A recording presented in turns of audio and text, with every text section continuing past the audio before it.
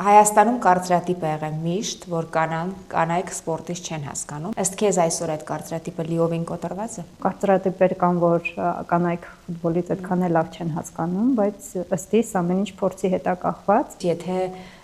գեղեցիկ կին է եւ իր ինքնավստահ, հակառակը մյուս կողմից էլ նրա առջև շատ դռներ են բացվում։ Բոլոր կանայք այդ զգացողությունը ունենում են, դրա միջով անցնում են, որ անդադ իրանք պարտավորված են զգում ապացուցել, որ իրենք իրոք արժանի են լինել այնտեղ, որտեղ որ իրենք կան։ Ֆուտբոլը հզոր գործիք է։ Օգտագործելով ֆուտբոլը հնարավոր է կերտել ու կրթել սերունդներ։ Որքան է տարեկան բյուջետը ակումբի։ Արմավիր քաղաքում կա մեծ պոտենցիալ, ամբողջ մարզը ունի պրոֆեսիոնալ թիմ եւ ունի հրաշալի ստադիոն, որը բավական երկար ժամանակ անտերության էր մատնված։ Ակումբի տեսլականը ֆուտբոլը որպես գործիք օգտագործել, որպեսզի մենք կրթենք հայ երեխաներին եւ նրանց համար ստեղծենք նոր հնարավորություններ։ Գտնում ես, որ դուք կունենաք այդպիսի բյուջե, որ պայքարեք Արարատ, Արմենիայի, Նոայի եւ մյուսների հետ։ Շատ հուսով եմ, որ 5 տարի հետո բարձրագույն խմբում Սարդարապատ առաջի տեղի համար պայքարելուց կլինի։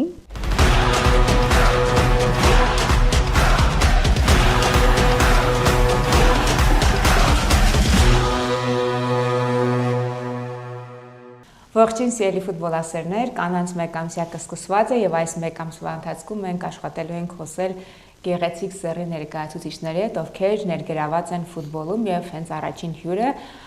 Սարդարապատ ֆուտբոլային ակումբի գլխավոր տնօրեն Անուշ Անանյանն է։ Ողջույն Անուշ։ Ողջույն Վերա։ Մերսի, որ եկար։ Անուշի հետ մենք հետաքրքիր ճանապարհ ունենք անցած, եթե չեմ սխալվում, 12 թվականից քեզ գիտեմ, դու մարզական լրագրող ես։ 11, արդեն 15 տարի է։ Այո, մարզական լրագրող էիր, հետո մի պահ կարծեմ ֆուտբոլից շեղվեցիր, հետո եկար Փյունիկ, Փյունիկում աշխատեցիր երկար ժամանակ եւ հիմա քո կարիերայի այսպես աճն է։ Ճիշտ է, մարզական լրագրող էի, Փյունիկ շատ չեմ շեղվել, մարքեթինգով էի զբաղվում ու զուգահեռ նաեւ Փյունիկի կայքն էի վարում, ինտերվյուներ էի անում, այդպես կես դրույք աշխատանքով, հետո արդեն անցա full դրույքի 10 տարի Փյունիկում էի ու հիմա արդեն 4-րդ տարին է Սարդարապատում եմ։ Ես նկատել եմ, որ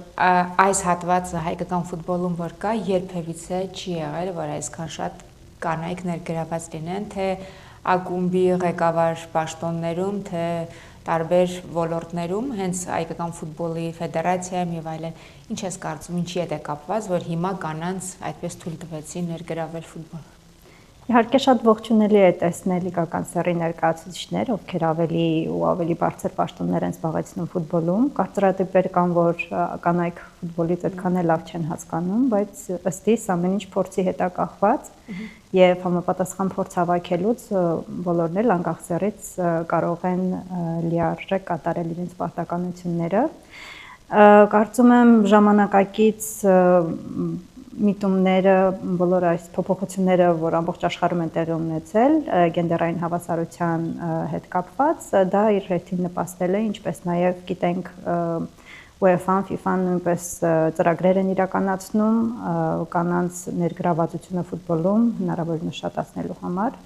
բոլորը միասին ունեցել են իրենց ազդեցությունը։ Հայաստանում կարծրատիպ է եղել միշտ, որ կանայք սպորտից չեն հասկանում, եթե անգամ մարզվում են, բայց միևնույն է սպորտը կանանց համար չի։ Ըստ քեզ այսօր այդ կարծրատիպը լիովին կոտրված է։ Լիովին ոչ, ու դժվար է ասել լիովին երբ կկոտրվի։ Մարդիկ տարբեր են, սպորտաձևերն էլ տարբեր են, եթե մենք խոսում ենք ընդհանուր սպորտի մասին, շատ սպորտաձևեր կան, որ այո, կարող ենք ասել, որ նման կարծրատիպ գրեթե չկա, օրինակ թենիսը կանանց բավականին մեծ վայելում ունի, բայց ֆուտբոլում ցավոք սրտի կանանց ֆուտբոլի մասին այդ կարծրատիպերը դեռ շատ արդի են, շատ են վատաբանում կանանց ֆուտբոլը, բայց մի ճշտում մենք հիմա խոսում ենք կանանց ներգրավվածությունը ֆուտբոլում, թե կանանց ֆուտբոլի մասին։ Չէ, կանանց ներգրավվածությունը ֆուտբոլում, որովհետև մենք միշտ ունեցել ենք կանանց հավաքականներ, թիմեր եւ մեր կանայք մանավանդ ծանրամարտում եւ այլ սպորտաձևերում հաջողակ եղել են։ Այո, ունեցել ենք հաջողակ ելույթներ, Նազենին, Ռիփսիմեն Խուշուտյան հիշում եմ։ Վերադառնանք կանանց ներգրավվածությանը ֆուտբոլում, կարծում եմ Կարծրատիպերը կան ֆուտբոլում մնում են ու ճիշտ է, օրինակ իմ օրինակով բերեմ, ես 15 տարի արդեն ֆուտբոլի մեջ եմ, բայց տպավորություն է լինում, որ ամեն անգամ ինչ-որ նոր միջավայրում հայտնվելուց ես ստիպված եմ լինում նորից ապացուցել, որ այդ կարծրատիպերը այստեղ չեն համապատասխանում ու ենթադրում եմ, որ բոլոր կանայք այդ զգացողությունը ունենում են, դրա միջով անցնում են, որ անդադ իրանք պարտավորված են զգում ապացուցել, որ իրենք իրոք արժանի են լինել այնտեղ, որ իրենք կան։ Մի բան, որ կարծում եմ տղամարդիկ իրենց կարիերայի ընթացքում չեն բախվում կամ շատ քիչ են բախվում։ Այստեղ երկակի ստանդարտներ են, ինձ եթե անկեղծ լինենք, ես կուզենայի դու էլ անկեղծ պատասխաներ, այդ կարծրատիպը կա, որ այո, կանանց այդքան էլ միշտ չեն թողել, կանայք ոնց որ չեն հասկանում ֆուտբոլից այդքան, բայց մյուս կողմից, եթե գեղեցիկ կին է եւ ինքնավստահ, հակառակը մյուս կողմից էլ նրա առջև շատ դռներ են բացվում, եթե 10 տղամարդու կաղամերժեն, կնոջը առաջ թողեն, այդ տարբերակը ըստ քեզ որքանով է Հայաստանում արդիական։ Դժվարանում եմ ասել, հնարավոր է լինեն կախված իրավիճակներից, կախված ինչ շրջապատում է դա տեղի ունենում, ամեն դեպքում ինքնավստահությունը, գիտելիքը եւ ինքնավստահությունը գրեթե բոլոր դռները կարող են բացել։ Ես նկատեցի, որ Սարդարապատում բավական շատ են կանայք, տարբեր ձեր կայքը նայում էի, տարբեր ղեկավար պաշտոններին աղջիկներ են, կանայք են, ինչի է դա կապված։ Ոչ ֆեմինիստական ինչ-որ բաներ կա։ Չէ, ֆեմինիստական ինչ-որ մտքով արված չի, այդպես է դասավորվել, մենք մաքսիմալ անաչառությամբ տնտղում ենք բոլոր պրոֆիլները։ Մենք ունենք հրաշալի պրոֆիլներ, մեկը օրինակ Մարիամա Խաչատրյան, ակումբի գործառնական տնօրենն է, մեր մարքեթինգային թիմի ղեկավարը, մարքեթինգային տնօրենը Լուսինե Հարությունյանը։ Այսինքն առաջնորդվում ենք ոչ թե սերով, այլ պրոֆիլով, ունեցած փորձով ու որքան է համապատասխանելի տվյալ անձը ակումբին։ Մենք ակումբում ունենք հստակ դրված արժեքներ, հստակ փիլիսոփայություն եւ այդ ամեն ինչը հաշվի առնելով ենք ընտրում մարդկանց։ Ձեր փիլիսոփայությանը դեռ կգանք, դու ասացիր UEFA-ն եւ FIFA-ն խթանում են, որ Հայաստանում կանայք ներգրավվեն ավելի շատ ֆուտբոլ եւ զարգանա կանանց ֆուտբոլը։ Ինչ ծրագրեր կան եւ որոնց ես դու անձամբ մասնակցել։ Ես ավելի շատ վարած քաղաքականության մասն էի խոսում ու ոչ միայն Հայաստանում, այլ նաեւ ամբողջ աշխարհում, հիմնականում Եվրոպայում UEFA-ն ու FIFA-ն քվոտաներ են տալիս, այսինքն հստակ այդ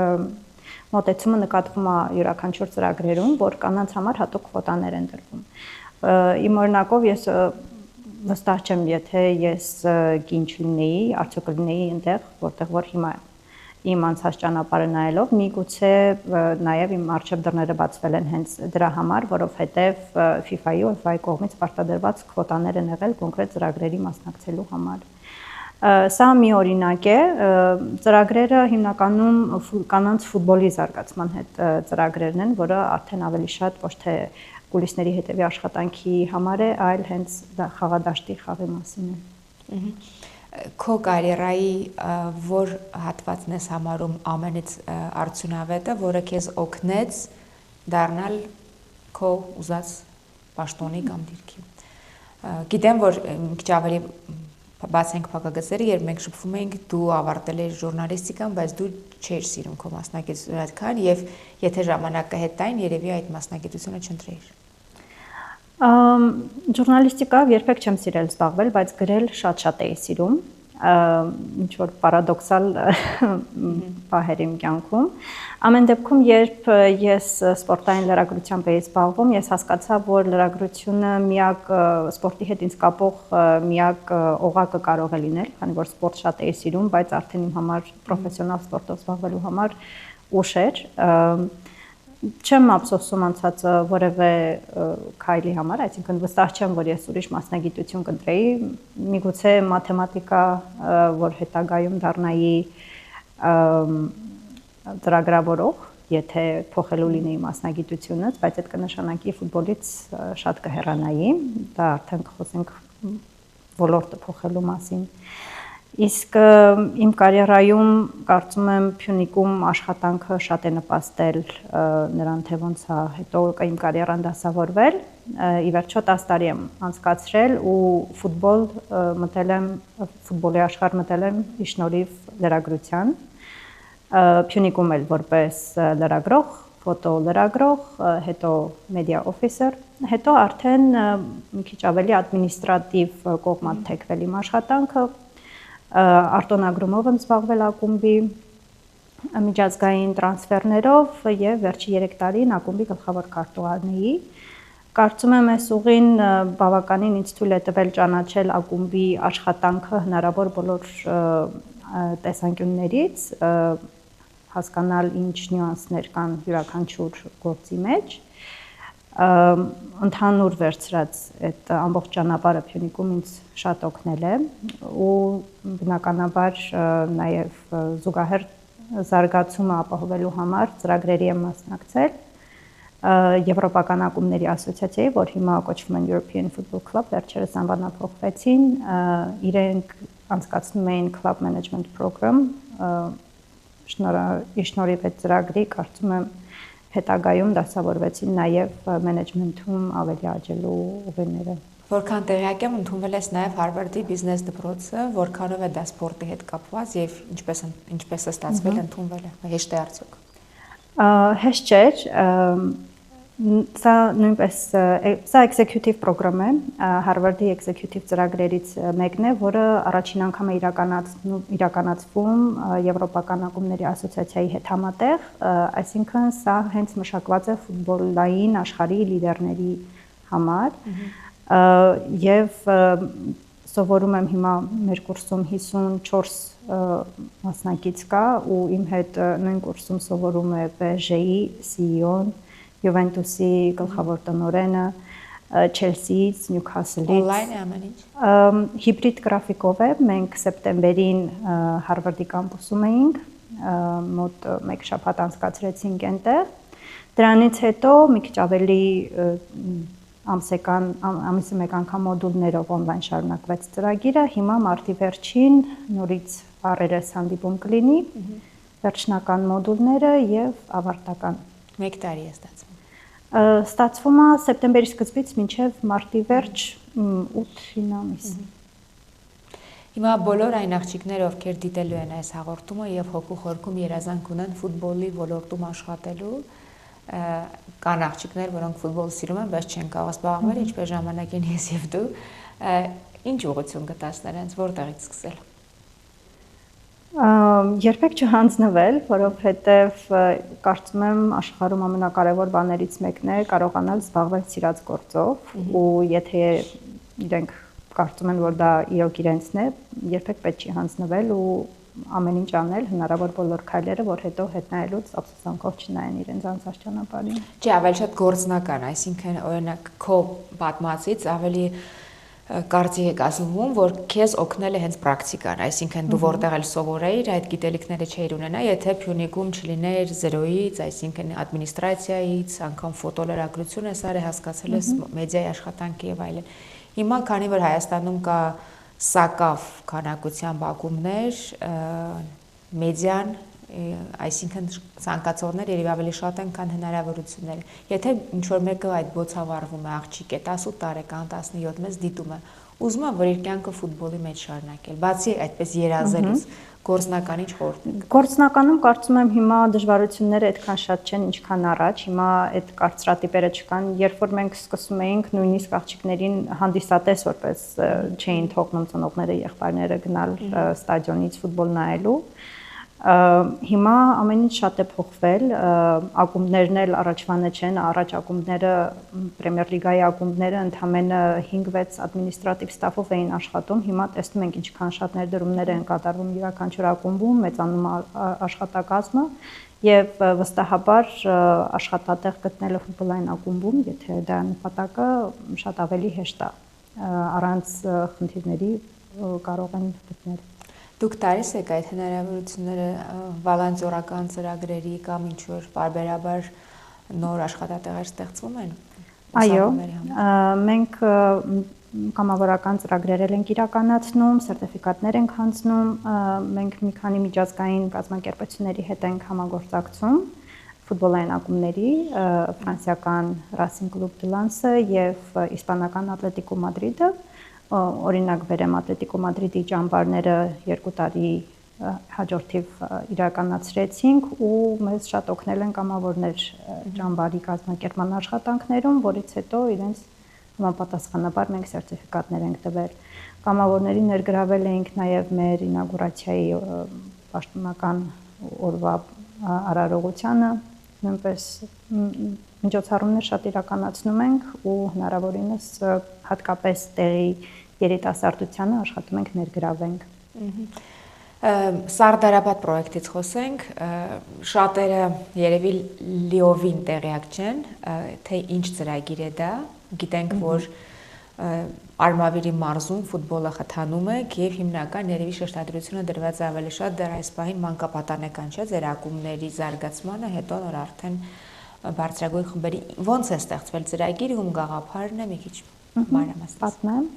Ակումբը արդեն 5 տարեկան է, 2021 թվականին հիմնադրել է ակումբը Սևան Կարյանը, ֆրանսիահայ սպորտային իրավաբան։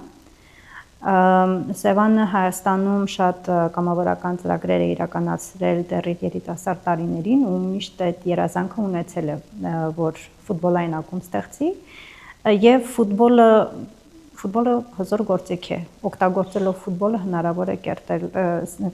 կերտել ու կրթել սերունդներ։ Հենց այդ է եղել ակումբի հիմնադրման հիմքում, այդ նպատակն է եղել եւ 2021 թվականի սեպտեմբերին ի վերջո կյանքի կոչեց գաղափարը։ Երբ որ ես միացա թիմին 22 թվականին, արդեն ձևավորված էին մանկապատանեկան 4 թիմեր։ Ճիշտ նկատեցիք, առաջնահերթությունը մեզ մոտ մանկապատանեկան ֆուտբոլն է։ Մենք մեծ ուշադրություն ենք դարձնում եկող սերունդների դաստիարակմանը։ Ու հենց այդ էր պատճառը, որ ակումբի գոյության 4 տարիների ընթացքում մենք չէինք շտապում պրոֆեսիոնալ թիմ ստեղծել, քանի որ շատ կարևորում էինք ստեղծել pipeline, դասավորված, կազմավորված ակադեմիա, որտեղից արդեն երեխաները կգան կհամալրեն պրոֆեսիոնալ թիմը, այսինքն հիմքը, ամուր հիմքերը ստեղծել, որի վրա նոր կկառուցվի պրոֆեսիոնալ թիմը, գաղափարը սա էր, եւ այս համար վերջապես մենք պրոֆեսիոնալ թիմն էլ ստեղծեցինք ու եթե կազմին ուշադրություն դարձնեք, կտեսնեք, որ մեծամասնությունը տեղացի հայեր են, ֆուտբոլիստներ են, ճիշտ է մեր ակադեմիայից դեռ շատ չեն ֆուտբոլիստները, որովհետև 4 տարին ամեն դեպքում բավարար ժամանակ չի պրոֆեսիոնալ ֆուտբոլիստների աճեցնելու համար, ամեն դեպքում մեր շեշտը դրված է հենց հայ ֆուտբոլիստների վրա, մենք կարծում ենք մեր ֆուտբոլի գերխնդիրներից մեկը հենց դա է, որ հայ ֆուտբոլիստները շատ քիչ խաղաղ ժամանակ են ստանում մեր առաջնություններում, ու մենք փորձում ենք այս երազանքը ունենք, որ բարձրանանք բարձրագույն խումբ ու խաղանք մի օր կարողանանք մեզ թույլ տալ խաղալ միայն տեղացի կադրերով։ Բասկյան Ատլետիկ Մադրիդի մոդելով, ինչու հենց Արմավիրի մարզը ընտրվեց։ Արմավիր քաղաքում կա մեծ պոտենցիալ, ամբողջ մարզը ունի պրոֆեսիոնալ թիմ եւ ունի հրաշալի ստադիոն, որը բավական երկար ժամանակ անտերության էր մատնված։ Տեղի ժողովուրդը ֆուտբոլ շատ է սիրում, ես ինքս այս ինչքան ժամանակ որ աշխատում եմ Սարդարապատում ու շփվում եմ տեղի Արմավիրի բնակիչների հետ, տեսնում եմ այդ սերը ու ինչքան կարոտ են իրանք եղել պրոֆեսիոնալ ֆուտբոլին ու մեծ սիրով միշտ գալիս են խաղերին, նույնիսկ մեր մանկապատանեկան թիմի խաղերը մեծ հաճախելիություն ունեն,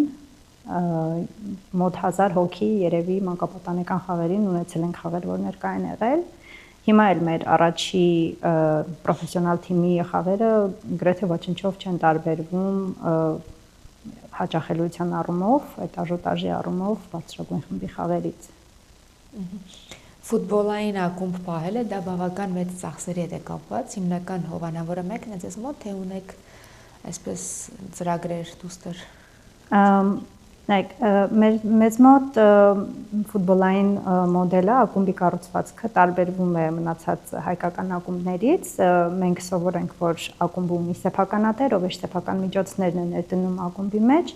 Սարդարապատը դրանով տարբերվում է բոլորից, քանի որ այստեղ սեփականատերը ինքը իր միջոցները ոչ թե ինքն է ներդնում, այլ բերում է ներդրողներ։ Շուտով մենք կհայտարարենք նոր կազմակերպության մասին, իրավաբանական առումով կբաժանվի երկու մասի ու մենք կկարողանանք նաև շերեր բաժանել, բաժնետոմսեր։ Սարդարապատի հիմնական առանձնահատկությունը կառուցվածքային առումով ու ֆինանսական առումով եթե խոսենք, հենց դա է, որ ակումբի սեփականատերը ոչ թե իր միջոցներն է ներդնում, այլ ակումբը ունի ինվեստորներ, ներդրողներ, ովքեր ունեն իրենց տարեկան այսպես խոստումը տված ակումբին համապատասխան մեր ներկայացրած բիզնես պլանի, ինչը ավելի կայուն է դարձնում ակումբի առաջիկա տարիների կյանքը։ Ովքեր են ներդրողները եւ որն է իրենց այսպես շահը, հետադարձ շահը։ Բարեգործություն է թե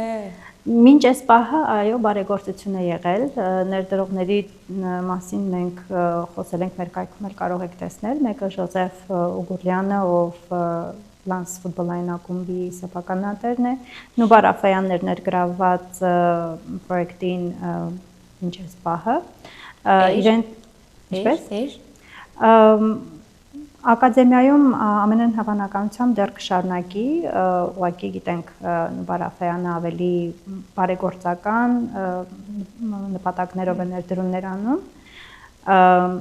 պրոֆեսիոնալ թիմը, որը արդեն մի քիչ ուրիշ շեղվում է գաղափարները ուրիշ են, պրոֆեսիոնալ թիմում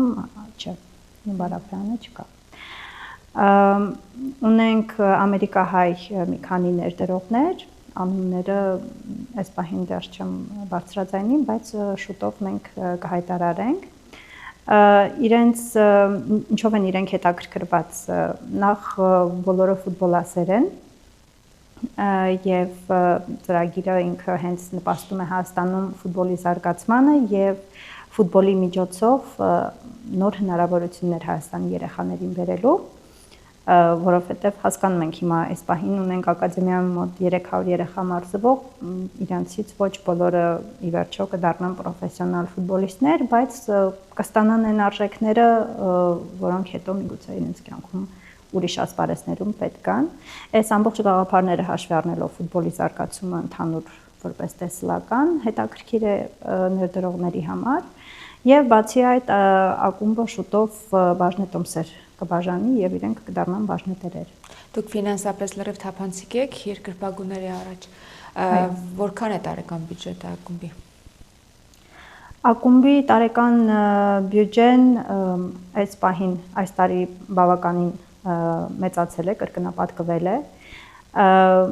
Մոտ $500,000, եթե մենք չենք հաշվում ենթակառուցվածքի վրա կատարվող ծախսեր ներդրումները։ Իսկ դա եթե հաշվենք ծախսերը, որովհետև դուք ամեն դեպքում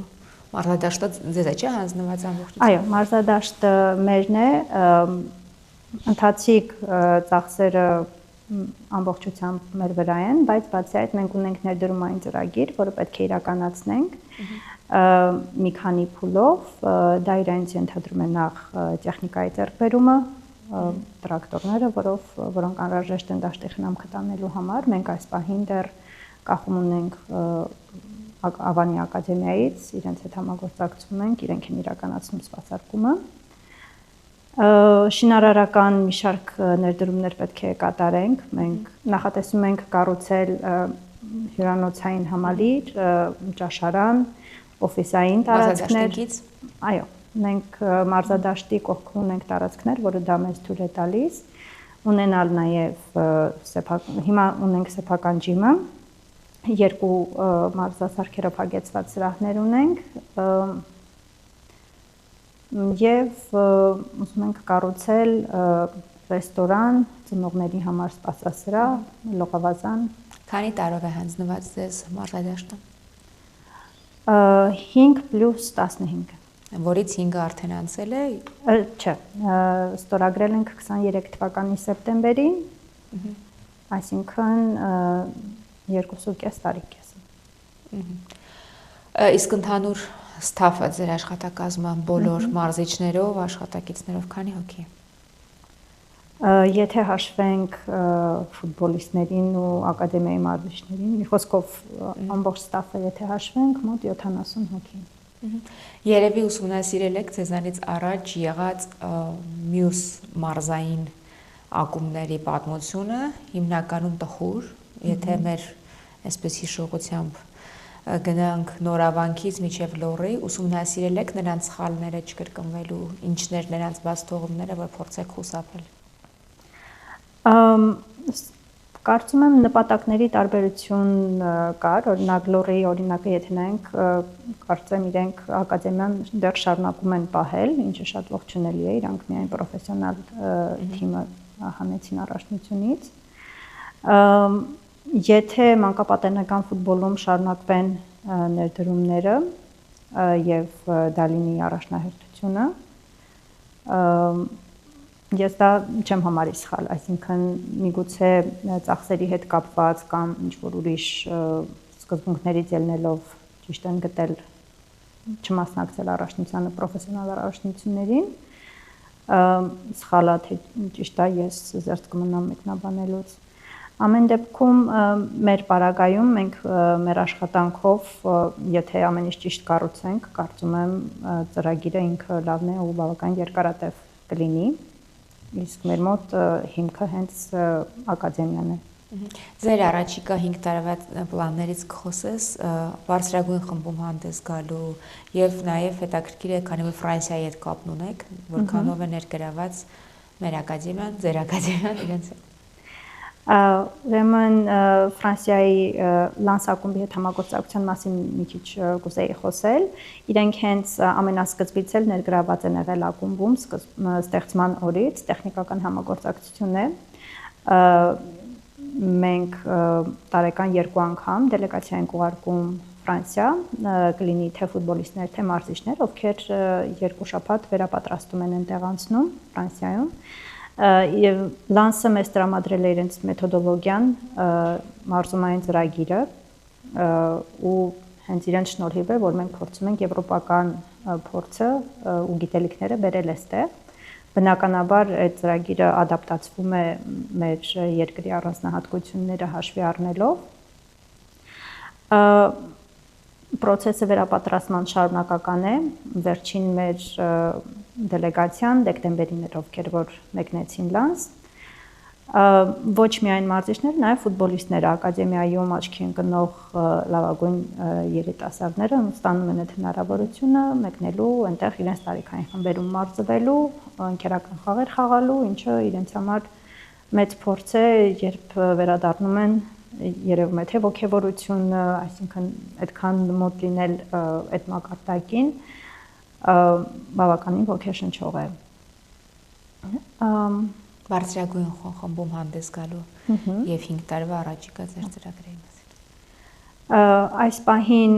մենք առաջին խմբում ենք ու ընթանում ենք առաջին հորիզոնականով,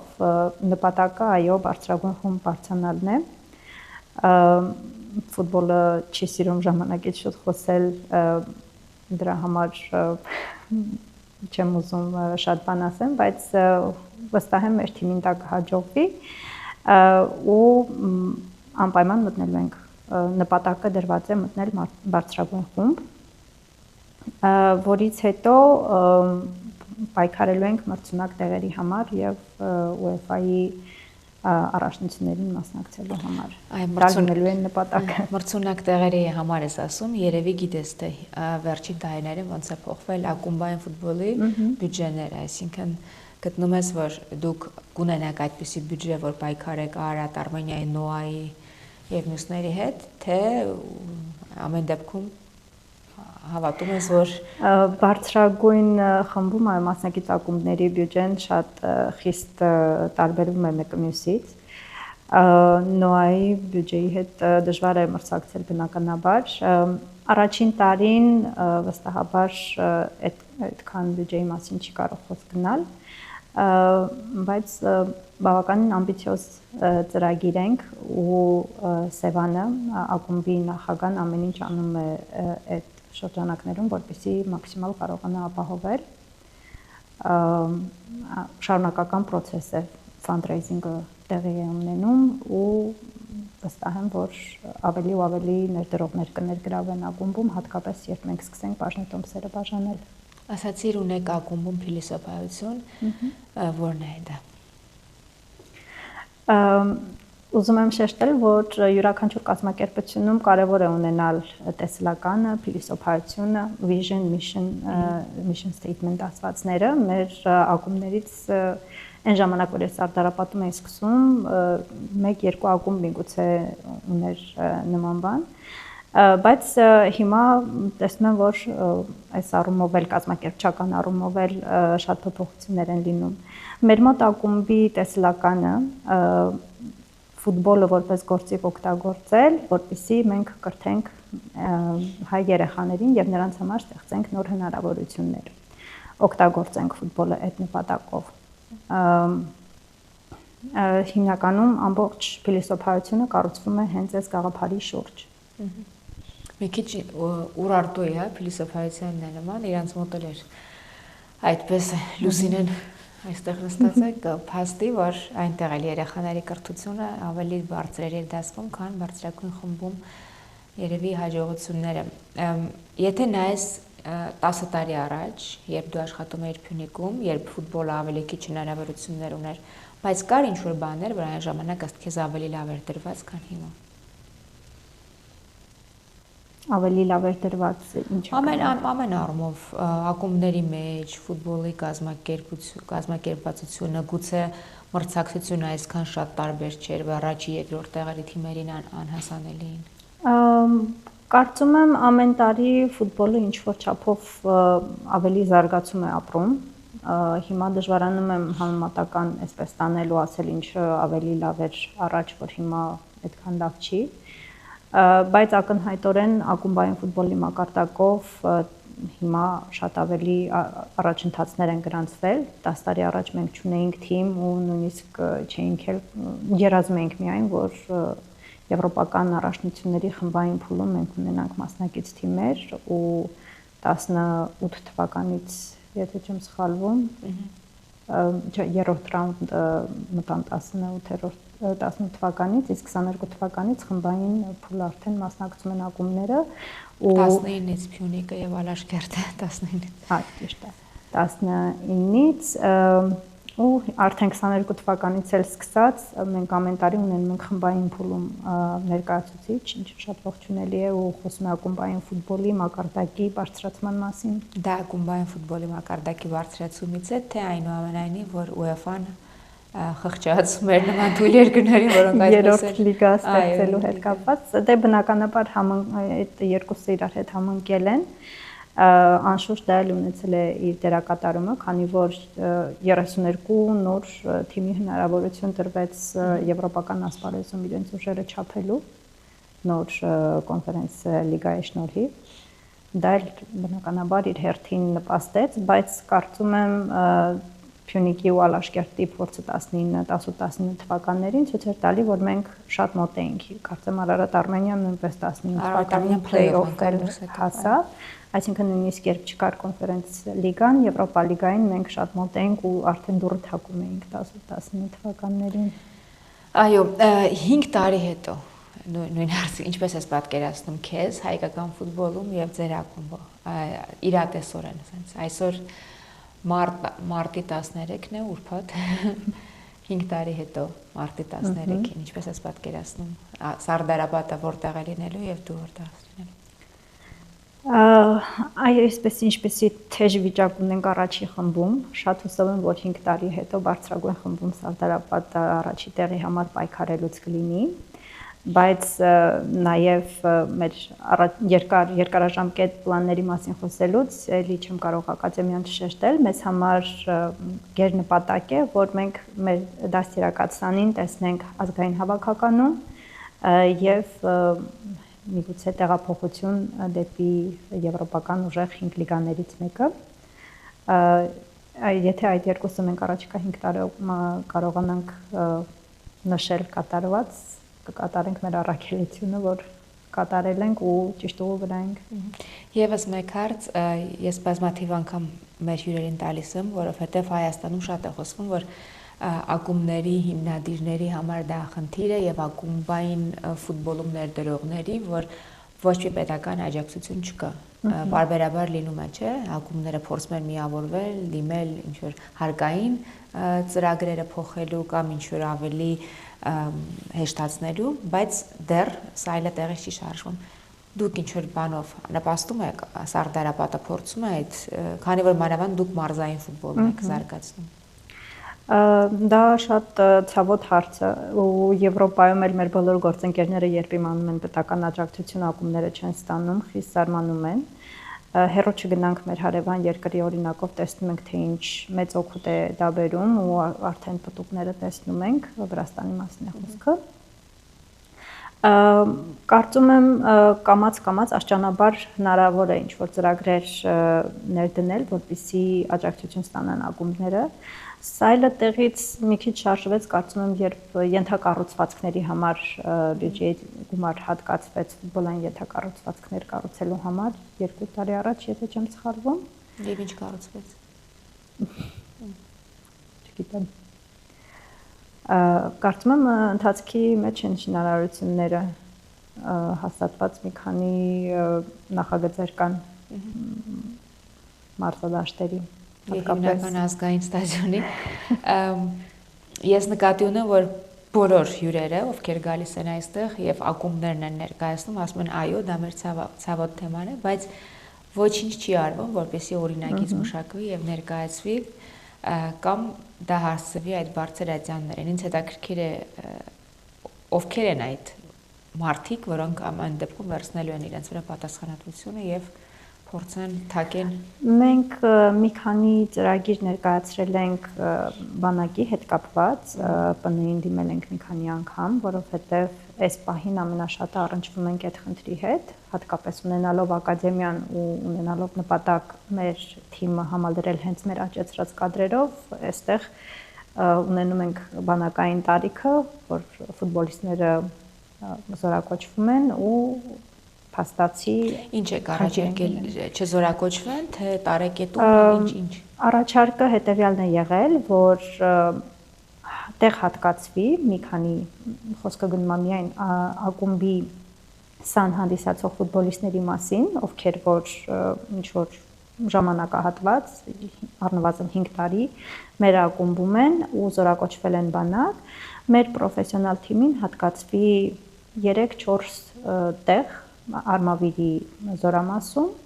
որպեսզի այդ ֆուտբոլիստները բանակ զորակոչվելուց օրական 1-2 ժամ հնարավորություն ստանան դուրս գալ զորամասից, մարզվել թիմի հետ եւ խաղերի ժամանակ իրենց թույլ տան մասնակցել խաղերին։ Այսինքն շարունակեն ծառայել, չկտրվեն իրենց հայրենիքի նկատմամբ պարտականությունից, բայց նաեւ բանակը չլինի իրենց կարիերայի վրա քաշող։ Եվ ինչ է արդյունքը։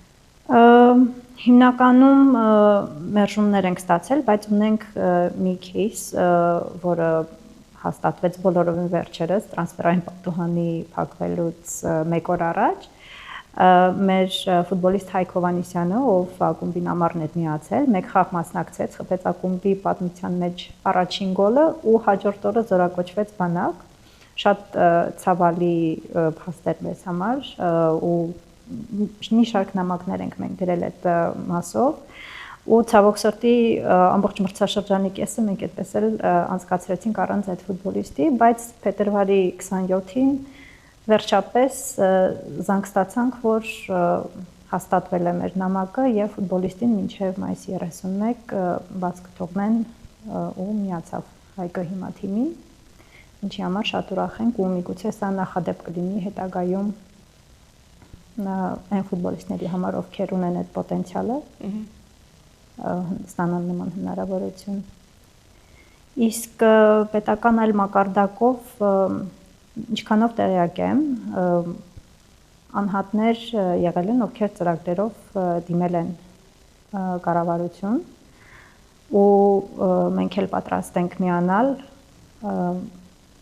նման առաջարկություններին, կարծում եմ հնարավոր է հարկային շատ լավ մոդել մշակել ակումբներին գոնե ամբողջությամբ հարկային դաշտ բերելու համար,